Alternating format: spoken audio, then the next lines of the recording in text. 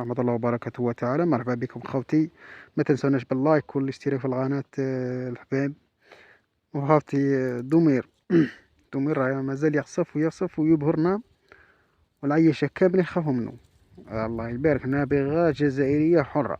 مو خوتي ما تنسوش وتشاهدوا هذا المقطع وما تروحش بعيد، شاهدوه عطونا لايكات. مو خوتي خليكم مع محمد دومير وثانك يو. السلام عليكم، أنا محمد دومير،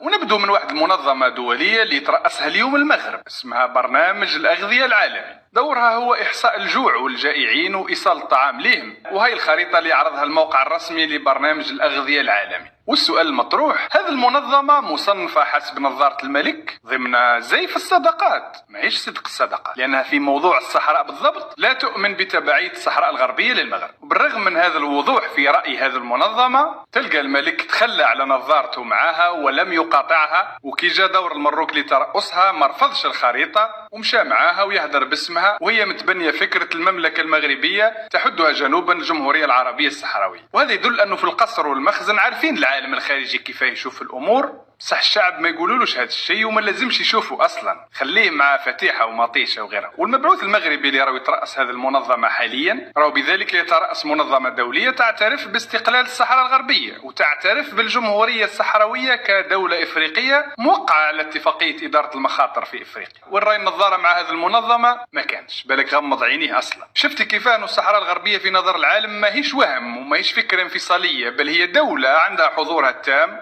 حتى في المنظمات اللي تترأسوها انتم. وفي الحكومة المغربية يعرفوا هذا الشيء وما يقولوا لكمش. نشوفوا غيرها، هذا الموقع الرسمي لمفوضية شؤون اللاجئين. اقري لي هذه وش هي بعد اذنك. الصحراء الغربية. الصحراء الغربية. زيدي اقري لي هذه من الموقع الرسمي للأمم المتحدة. الصحراء الغربية.